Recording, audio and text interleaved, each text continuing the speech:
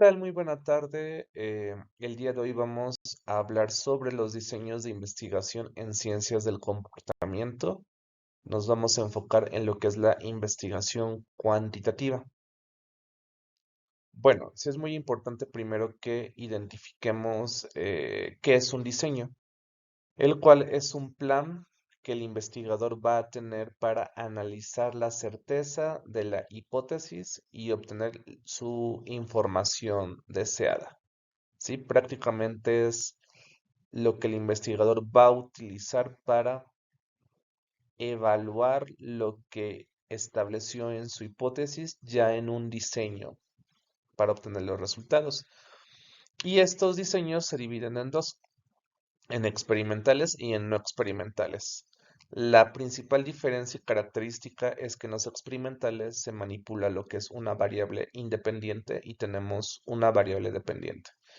Y en los no experimentales hay relación solamente de variables. No se establece una variable que antecede a la otra como el experimental, que en ese caso sería la independiente antecede a la dependiente, es decir, causa y efecto.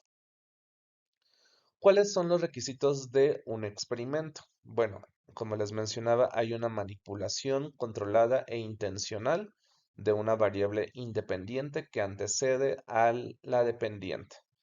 Yo manipulo esto para tener una consecuencia en mi segunda variable.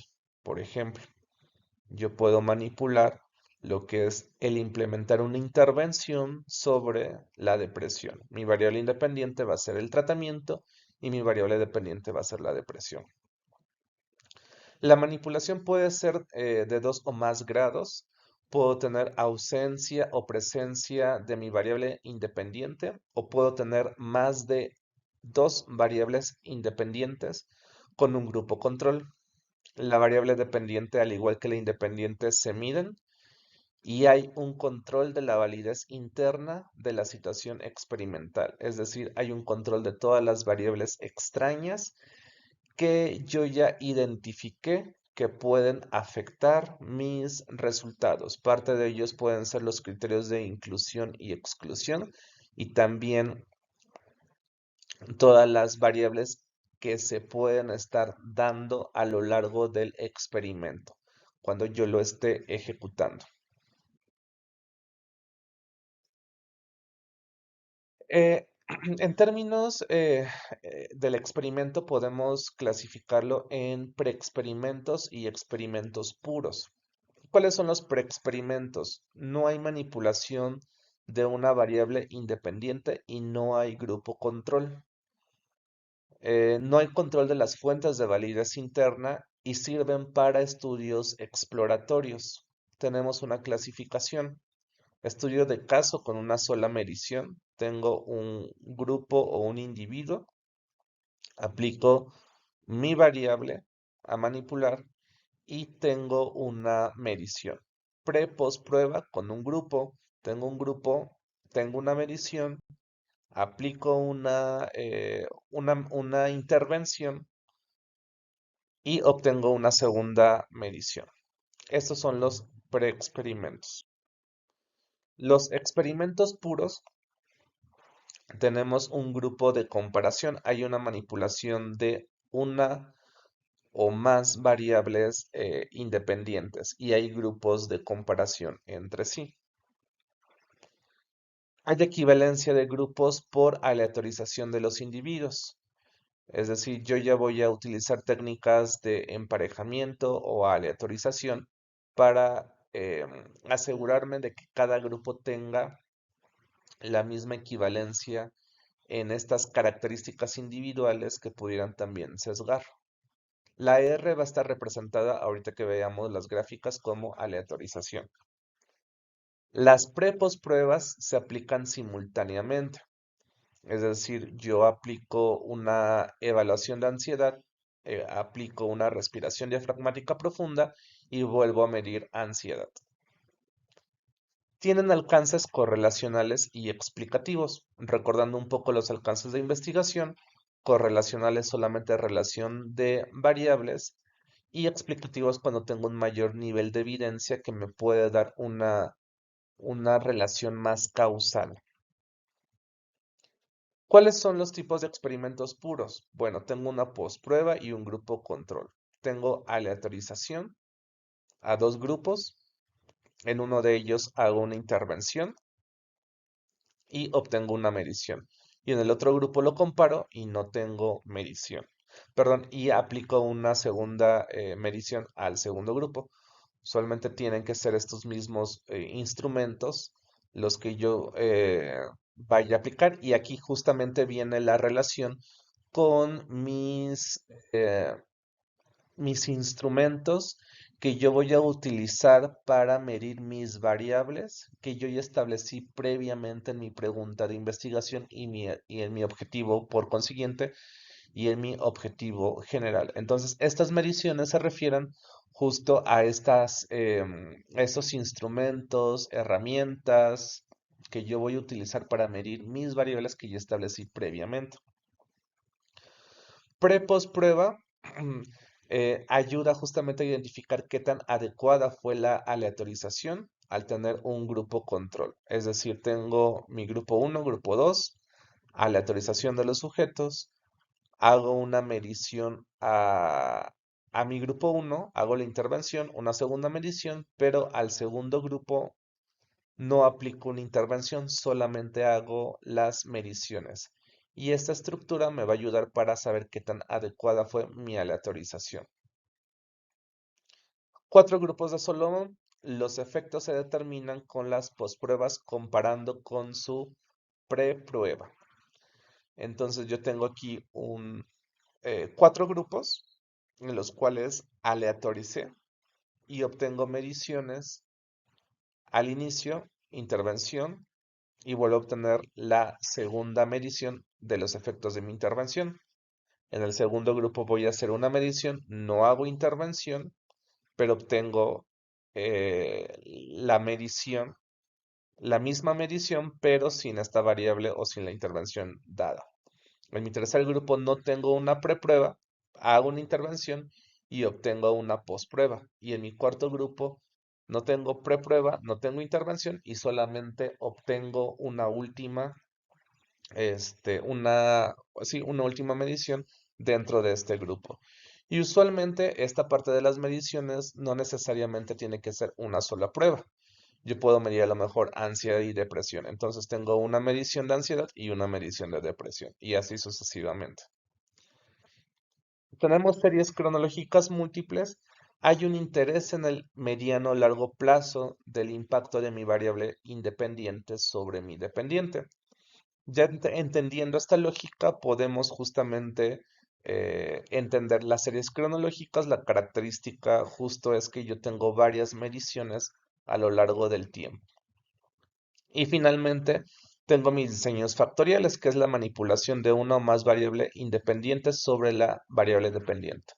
Por ejemplo, yo puedo tener una intervención de 4 sesiones sobre ansiedad. Entonces, en una sesión aplico una técnica conductual, mido ansiedad.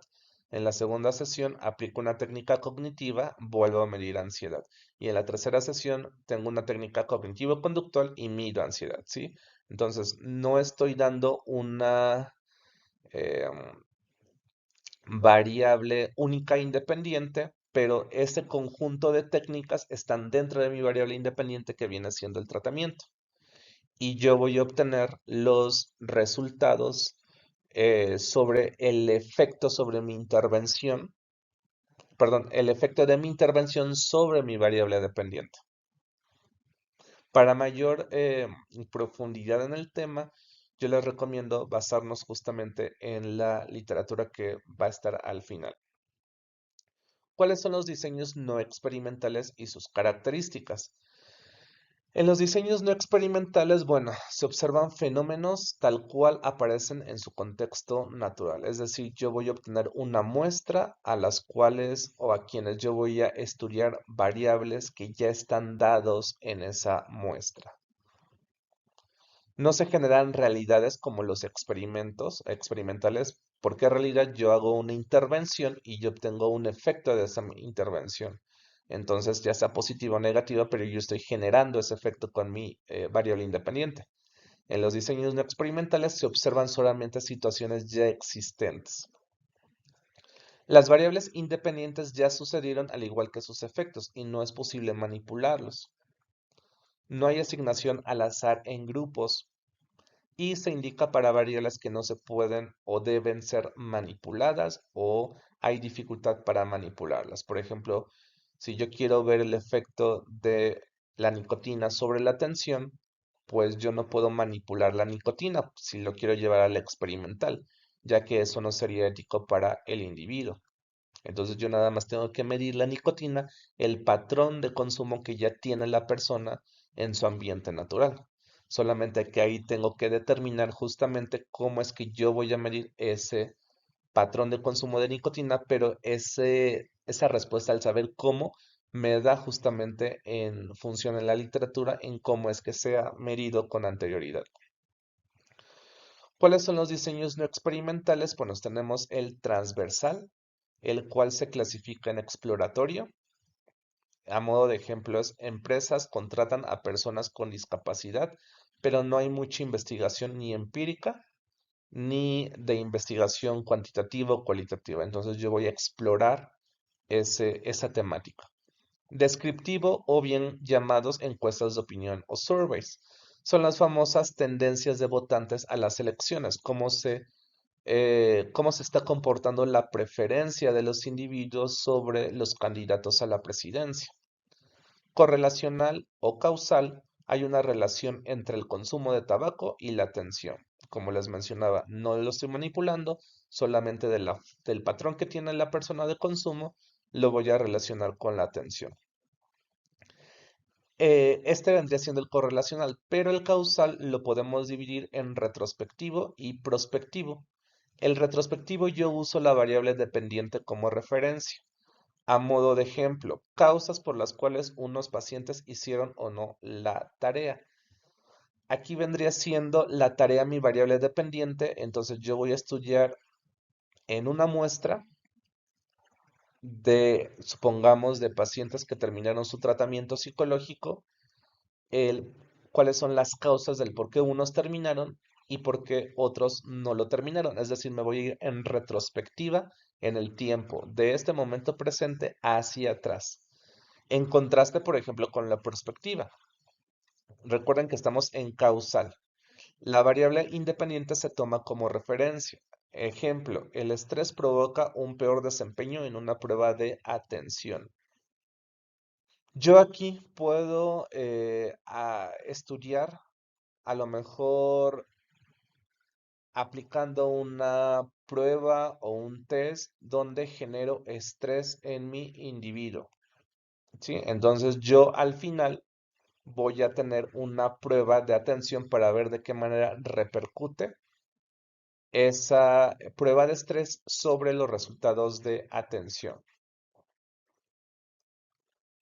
Y bueno, también los estudios descriptivos o surveys pueden llegar a convertirse en correlacionales y causales, dependiendo justamente de el nivel de evidencia previo y de mi pregunta de investigación, es decir, de lo que yo quiero saber. Otro tipo de diseños tenemos no experimentales, los longitudinales, y un estudio longitudinal es la información que se obtiene en diferentes medidas a lo largo del tiempo, en contraste con el estudio transversal, donde es una sola medida en un momento dado del tiempo. Los longitudinales los podemos dividir en tres: de tendencia o trend, que son los poblacionales. A modo de ejemplo, yo puedo o quiero medir el cambio en habilidades de afrontamiento en población de estudiantes universitarios a lo largo del tiempo. Es decir, yo voy a tener diferentes medidas de lo que son las habilidades de afrontamiento, pero en una población de estudiantes universitarios. La evolución del grupo o de corte. Aquí se trabaja en subpoblaciones. Por ejemplo, medir ansiedad en personas que vivieron el sismo del 2017. Sabemos que ocurrió un sismo en la Ciudad de México en el 2017, pero pues evidentemente si yo quiero estudiar a lo mejor en Querétaro, Cuernavaca o a lo mejor en algún otro lado, población mexicana, pues no necesariamente, o a lo mejor personas que viven en la Ciudad de México y que no estaban en esos momentos. Por eso se le llama subpoblaciones, porque no todos vivieron ese evento a pesar de encontrarse en la Ciudad de México o a pesar de radicar en la Ciudad de México. Y finalmente tengo de paneles, que aquí son grupos, donde yo voy a medir la depresión en adolescentes con cáncer en su estancia hospitalaria.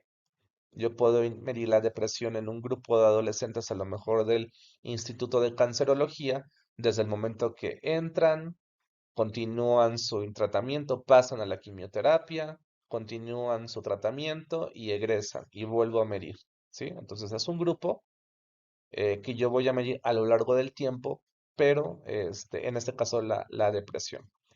Y bueno, en el estudio de corte yo mido la ansiedad, pero mi punto de referencia es 2017 y yo puedo establecer a lo mejor mediciones a los 3 años, 6 años y 10 años hasta llegar al 2024, en el momento en el cual estamos. Y al medir justamente lo que es la ansiedad, pues yo previamente tengo que identificar que esa persona estuvo presente en el sismo, para que sea justamente esta subpoblación y no vaya a estar midiendo a lo mejor una persona que no estuvo dentro del sismo. ¿Sí? Estos son los tipos de diseños longitudinales. Bueno, con esto me gustaría resumir a que es muy importante que nosotros observemos nuestra pregunta de investigación y nuestro objetivo general y nos hagamos la pregunta, ¿cómo es que yo quiero o qué recursos o qué diseños, experimentos o no experimentales voy a implementar para probar mi hipótesis? Si mi hipótesis es eh, el consumo de tabaco o personas que consumen tabaco tienen un mayor porcentaje o nivel de atención, por las bases teóricas a lo mejor que me dicen que la nicotina es un activador que incrementa pues la atención y la concentración, etcétera, ¿no? Por eso sustento teórico, yo tengo que preguntarme qué tipo de diseño es más apto para yo probar esa hipótesis, ¿sí? Entonces, identifican su objetivo general y su hipótesis y en función de su hipótesis vean qué de estos diseños son los que más les pueda utilizar. Entonces, en ese caso que les mencioné, pues sabemos que lo más asequible es un diseño transversal. ¿Sí? Citas. Les dejo las referencias, por favor, básense en ellas con todo lo que yo les he mencionado. Y bueno, pues por mi parte sería todo. Y bueno, que pasen buena tarde.